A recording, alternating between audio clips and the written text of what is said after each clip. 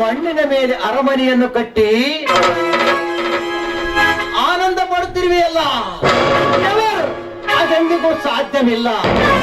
ಯಾಕಂದರೆ ನಿಮಗೆ ಎದುರಾಗಿ ಈ ರಣರಂಗದಲ್ಲಿ ತಂಡದಲ್ಲಿ ಹುಟ್ಟಿ ಬಂದಿರುವನು ಈ ಕಲಿಯುಗದಲ್ಲಿ. ಯಾರು ನೀನು? ಮನ ತುಂಬಿದ ಗಜನಂತೆ ಮನೆಗೆ ನುಗ್ಗಿ ಈ ಚಂದರ ಏಕವಚನಿಂದ ಮಾತನಾಡಿ ಬಹು ದೂರದಿಂದ ಬಂದು ಈ ಜಮೀನ್ದಾರ ತೋಳಿದ ಬಾಯಿಗೆ ಬಿದ್ದೆನೆಂಬ ಅರವಿಲ್ಲದೆ ಮರುವಿನಂತೆ ಮಾತನಾಡ್ತಿದ್ದೀಯಾ? ಜಯರಾಜ, ಸಪ್ತ ಸಾಗರದ ಹಲಿಗಳಿಗೆ ಎದೆ ಒಡ್ಡಿ ಬೀಜಿತರ ಸೇರಬಲ್ಲ ಗಂಡದಿಯ ಕಂಡು ಈ ಕರುಣನಿಗೆ ನಿನ್ನ ಮೋಸದ ಬಾವಿಯ ಭಯ. ಲೇ ಜಯರಾಜ, ನನಗೆ ಸವಾಲು ಹಾಕಿ ಈ ಕಲಿಯುಗದಲ್ಲಿ ಬದುಕುತ್ತೇನೆ ಬೊಮ್ಮಂತಾಡದ ಬಯಕೆಯನ್ನು ಬಿಟ್ಟು ಬಿಡು.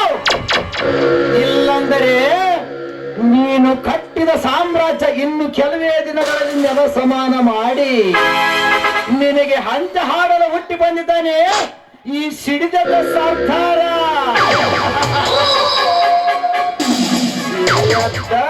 ಸರ್ದಾರ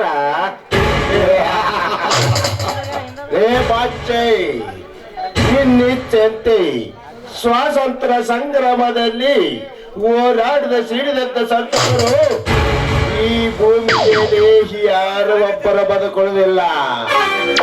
ಅಂತದರಲ್ಲಿ ನೀನಾವ ಸಂತರಲ್ಲಿ ಈ ಕ್ರಮದ ಕಾರ್ಯಗಳಲ್ಲಿ ಸರ್ದಾರರೇ, ನ್ಯಾಯ ನೀತಿ ಧರ್ಮದಿಂದ ಹೋರಾಡಿ ಸ್ವತಂತ್ರವನ್ನು ತಂದುಕೊಟ್ಟ ವೀರ ಮರಣವನ್ನಪ್ಪಿದ ಕ್ರಾಂತಿವೀರ ಸಂಗೊಳ್ಳಿ ರಾಯಣ್ಣ, ಭಗತ್ ಸಿಂಗ್, ಸುಭಾಷ್ ಚಂದ್ರ ಬೋಸ್ ಅಜರಮಣವಾಗಿ ಉಳಿದಿದ್ದಾರೆ ಜನರ ಮನಸ್ಸಿನಲ್ಲಿ. ಆದರೆ ನಿಮ್ಮಂತೆ ಮಲ್ಲಪ್ಪ ಶೆಟ್ಟಿಯಾಗಿ ವೀರ ಸಾಧಕರ ಹುಟ್ಟಿಕೊಂಡು ನೆಮ್ಮದಿಯಿಂದ ಬಾಳುತ್ತಿರುವ ಭಾರತಾಂಬೆಯ ಮಕ್ಕಳಲ್ಲಿ ಜಾತಿಯ ವಿಷ ಬೀಜ ಬಿತ್ತಿ ಅನ್ಯಾಯ, ಅಧರ್ಮ, ಹೆಣ್ಣಿನ ಮೇಲೆ ಅತ್ಯಾಚಾರ, ಭಯೋತ್ಪಾದನೆ ತುಂಬಿ ತುಳುಕುತ್ತದೆ ಈ ಜಗದಲ್ಲಿ. ಅಂದಾಗ ನಿಮ್ಮಂತ ರಕ್ತ ಬೀಜ ಸುಡರನ್ನು ಒಟ್ಟುಗೂಡಿಸಿ ಸುಟ್ಟು ಹಾಕಿದಾಗಲೇ ಭಾರತಾಂಬೆ ನೆಮ್ಮದಿಯಿಂದ ಬಾಳಲು ಸಾಧ್ಯ. ಆಗ್ತೀಯಾ? ಸುಟ್ಟು ಆಗ್ತನಂದರೆಲ್ಲ ನಿಮ್ಮಂತರು ಜಟ್ಟಿ ಕಟ್ಟಿ ಬಂದು ಹೆಸರಿಲ್ಲದಂತೆ ಚಟ್ಟ ಕಟ್ಟಿ ಸುಡುಗಾರಿಗೆ ಅಟ್ಟಿದ ಮರಣದೇವರದು.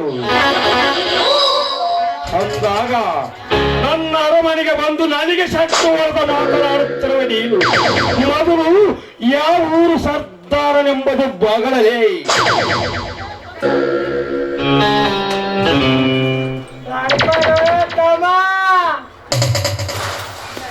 ಒಮ್ಮೆಲೆ ಮಾಡ ಇಲ್ಲ, ಮಗುಲು ಇಲ್ಲ, ಬಿರುಗಾಳಿ ಬೀಸಿ ಗುಡುಗು ಚುಡುಗುಲಿನಂತೆ ಮಾತಾಡಕತ್ತಿಯಲ್ಲ. ನೀ ಮಾತಾಡೋ ಮಾತಿನ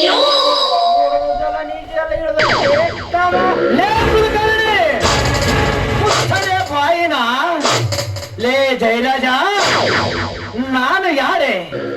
ನೀನು ಅನುಭವಿಸುತ್ತಿರುವ ಸರ್ವ ಹಾಸಿಗೆ ಸರ್ದಾರ ನಾನು. ನೀನು ಕಟ್ಟುತ್ತಿರುವ ಫ್ಯಾಕ್ಟರಿ ಜಮೀನಿಗೆ ವಾರಸದಾರ ನಾನು. ಈ ಭವ್ಯ ಬಂಗಲೆಗೆ ಮಾಲೀಕ ನಾನು. ಒಟ್ಟಿನಲ್ಲಿ ನೀನು ಅನುಭವಿಸುತ್ತಿರುವ ಸರ್ವ ಹಾಸಿಗೆ ಸರ್ದಾರ ನಾನು. ಸಾಕಾ? ಇನ್ನು ಬೇಕಾ? ಇಷ್ಟು ಆಗೋದು. ನಮಗೂ ನಮ್ಮ ಸೌಕರ್ಯಕ್ಕೂ ಇನ್ನು ಮುಂದೆ ಏನಾದ್ರೂ ಹೇಳಕ್ ಬಂದ್ರೆ ನಮ್ಮದು ನಮ್ಮ ದನಿಯರ್ದು ಎಣ ನೋಡ್ಬೇಕಾಗ್ತದೆ ನೋಡು. ನೀನು ಹುಷಾರ್.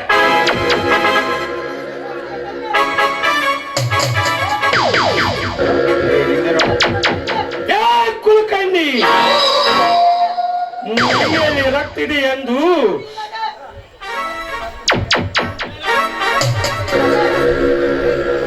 ಕುಲ್ಕಂಡಿ ಇಂಥ ಗೊತ್ತು ಗುರಿ ಇಲ್ಲದೆ ಗೂಡಿ ನುಗ್ಗಿದಾಗ ನುಗ್ಗಿ ಸರ್ದಾರನೆಂದು ಬಾಯಿ ಮಾಡಿದ ತಕ್ಷಣ ಭಯದಿಂದ ಬಿಟ್ಟುಕೊಟ್ಟು ಹೋಗಲಿಕ್ಕೆ ನಾನೇನು ನನ್ನ ಆಸ್ತಿ ದಾನ ಧರ್ಮಕ್ಕೆ ಇಟ್ಟಿದ್ದೇನೆಂದು ತಿಳಿದುಕೊಂಡೀಯ. ಅಷ್ಟಕ್ಕೂ ನಿನ್ನ ತಂದೆ ತಾಯಿ ನನ್ನ ಹತ್ರ ಸಾಲ ಮಾಡಿದರು. ಸಾಲ ತೀರಿಸಲಾಗದೆ ಅವಮಾನಕ್ಕೆ ಈಡಾಗಿ ಆತ್ಮಹತ್ಯೆ ಮಾಡಿಕೊಂಡರು. ಆದರೆ ಕೊಟ್ಟಿದ ಸಾಲಕ್ಕೆ ಆಸ್ತಿ ತೆಗೆದುಕೊಳ್ಳಬೇಕು ತಾನೇ. ಸಾಲ ಕೊಟ್ಟರು ನಾವು, ಸರ್ವ ಆಸ್ತಿಯನ್ನು ತೆಗೆದುಕೊಂಡೆವು. ತಪ್ಪಾಗಿದೆ. ತಪ್ಪು. ಏ ಜಯರಾಜ, ಏನಂದೆ? ಕಾಗದ ಪತ್ರ ಬೇಕೆ? ಹಿಂದೆ ನನ್ನ ತಂದೆ ನಿಮ್ಮ ಮೋಸದ ಸುಳುವನ್ನು ಹರಿತು ಸಾಯುವುದಕ್ಕಿಂತ ಮುಂಚೆ ಎಲ್ಲ ಆಸ್ತಿಯನ್ನು ನನ್ನ ಹೆಸರಿನಲ್ಲಿ ವೀಲ್ ಬರೆದಿಟ್ಟಿದ್ದಾನೆ ಗೊತ್ತೇ. ಆ ವೀಲ್ ಇದ್ದ ಕಾರಣ ಖರೀದಿಯಾಗದೆ ಇನ್ನುವರೆಗೂ ಈ ಕನ್ನಡ ದೇಶ ಹೆಸರಿನಲ್ಲಿ ಇದೆ ಎಂಬುದನ್ನು ಕಡಗಡನ್ನು ನಡೆಗುತ್ತಿರುವ ನಿಮ್ಮ ಎದೆಗುಂಡಿಗೆ ಕಿವಿಗೊಟ್ಟು ಕೇಳಿ ಹೇಳುತ್ತೆ ಕನ್ನಡ ದೇಶ ಅಂತ.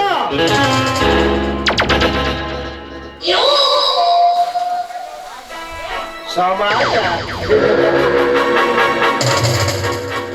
ಈ ಕಲಿಯುಗದಲ್ಲಿ ನಿಷ್ಠಾವಂತನಾಗಿ ದುಡಿದು ಸರ್ಕಾರಕ್ಕೆ ಸಾವಿರಾರು ಕೋಟಿ ಲಾಭ ಮಾಡಿಕೊಟ್ಟ IAS ಅಧಿಕಾರಿ DK ರವನ ನೇಣಿಗೆ ಕಚ್ಚಿದ್ದು ಅಣಕಟ್ಟ ಸಮಾಜವಿದು. ಕರ್ತವ್ಯ ನನ್ನ ದೇವರನ್ನು ನಂಬಿ ಕಾಡಿನಿಂದ ಕೆಲಸ ಮಾಡ್ತಿದ್ದ ಪೊಲೀಸ್ ಇನ್ಸ್ಪೆಕ್ಟರ್ ಕಾಳಪ್ಪ ಬಂಡಿ ಅವರ ಎದೆ ಗುಂಡಿ ಮೇಲೆ ಗುಂಡಿಟ್ಟು ಬಲೆ ತೆಗೆದುಕೊಂಡ ಬಂಡ ಸಮಾಜವಿದು. ಅಷ್ಟೇ ಯಾಕೆ ಸಮಾಜಕ್ಕೆ ತನ್ನ ಜೀವನ ಮುಡಿಪಾಗಿಟ್ಟ ಹೋರಾಡಿದ ಅಣ್ಣ ಹಾಜಾರಿ ಮೂಲಿಗುಪ್ಪೆ ಮಾಡಿ ತಮ್ಮ ಬೆಳೆ ಬೆಳೆಸಿಕೊಂಡ ತಾಯಿ ಗಂಡರಿರೋ ಸಮಾಜವಿದು.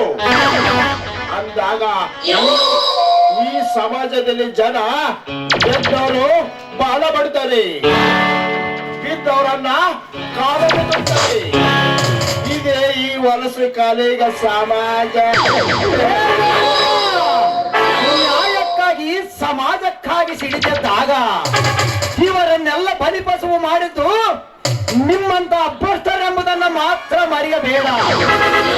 ಅಷ್ಟೇ ಯಾಕಲೇ ನನ್ನ ತಂದೆ ತಾಯಿಯನ್ನು ಕೊಂದು ಅವರ ಆಸ್ತಿಯನ್ನೆಲ್ಲ ಅಟ್ಟಹಾಸದಿಂದ ಮೆರೆಯುತ್ತಿರುವ ನಿಮಗೆ ನಾನು ಏನೆಂದು ಕರೆಯಲಿ?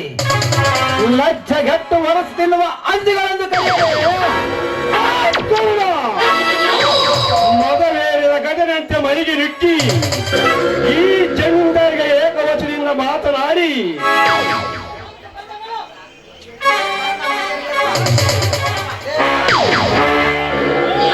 ಮೈಯಲ್ಲಿರುವ ಮಾಂಸಖಂಡಗಳ ಗಟ್ಟಿಯಾಗಿದೆ ಎಂದು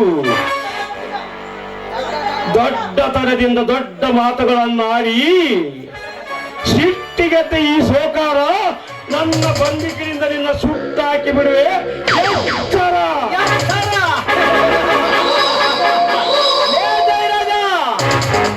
ನಿನ್ನಂತೆ ಬಂದುಕಿನ ಭಯ ತೋರಿಸಿದ ಬ್ರಿಟಿಷರೆಲ್ಲರೂ ರಾತ್ರಿ ಹೊತ್ತಿನಲ್ಲಿ ನೆಲೆ ಇಲ್ಲದೆ ನಾಪತ್ತೆಯಾದ ಕೆಂಪು ಮೂತಿಯವರ ಕತೆ ಕೇಳಿರಬೇಕಲ್ಲ.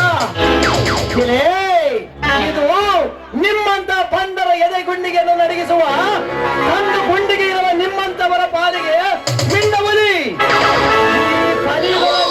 ಎಂಬುದನ್ನು ಮಾತ್ರ ಮರೆಯಬೇಡಿರಿ. ಹುಷಾರ್! ಏನಣ್ಣ ನಮ್ಮ ಮನೆಗೆ ಬಂದು ನಿನ್ನೆಗಳು ನಿಂತ್ಕೊಂಡು ಬಾಯಿಗೆ ಬಂದಂತೆ ಬಗೋತಾ ಇದ್ದಾನಲ್ಲ, ನಮ್ಮ ಮನೆ ಆಳುಗಳಿಂದ ಇವನನ್ನ ಇಂಚಿಂಚಾಗಿ ಕತ್ತರಿಸಿ ನಾಯಿ ನರಗಳಿಗೆ ಹಂಚಿಬಿಡಣ್ಣ. ಅಂದ್ರೆ ನಮ್ಮ ಮನೆಗೆ ಬಂದು ಯಾರು ಏನು ಮಾತಾಡೋದಿಲ್ಲ. ಹುಚ್ಚು ಹೆಣ್ಣೆ, ಏನಂದೆ? ಇಂಚು ಇಂಚಾಗಿ ತುಂಡರಿಸಲಿಕ್ಕೆ ನನ್ನನ್ನೇನು ಹರಿಕೆಗೆ ಬಿಟ್ಟು ಕುರಿಮರಿ ಅಂದುಕೊಂಡಿರುವೆಯಾ? ಹೆಣ್ಣೆ, ಮಣ್ಣನಂತ ಮೃಗಗಳನ್ನು ನಿನ್ನಂತ ಗುಳ್ಳೆ ನರಿಯನ್ನು ಮೆಟ್ಟಿ ನಿಲ್ಲುವ ರಾಜ ಹುರಿಗಿದು. ಅಂದಾಗ ನಿನ್ನಂತ ಕತ್ತಿಗೇನು ಗೊತ್ತು? ಕಸ್ತೂರಿ ವಾಸನೆ.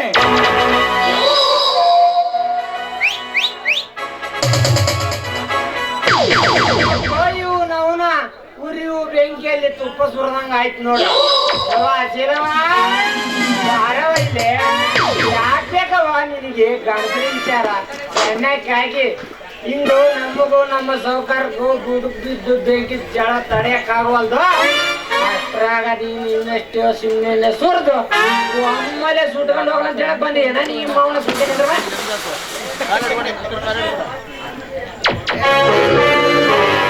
ಅದೇ ಕರ್ಣ ಸರ್ವ ಆಸ್ತಿ ನನ್ನದೆಂದು ಬಾಯಿ ಬರೆದುಕೊಳ್ಳಿದೆಯಲ್ಲ, ನಿನ್ನದ ಆಸ್ತಿ ಅನ್ನೋದಕ್ಕೆ ಬೇಕಾದ ಕಾಗದ ಪತ್ರಗಳನ್ನು ಒಂದನೇ ಅದನ್ನೇ ಬಿಟ್ಟು ಬಾಯಿ ಬರೆದುಕೊಂಡರೆ ಜನ ಸೇರೋರು ಹೊರತು ಜಾಗ ಸಿಗುವುದಿಲ್ಲ.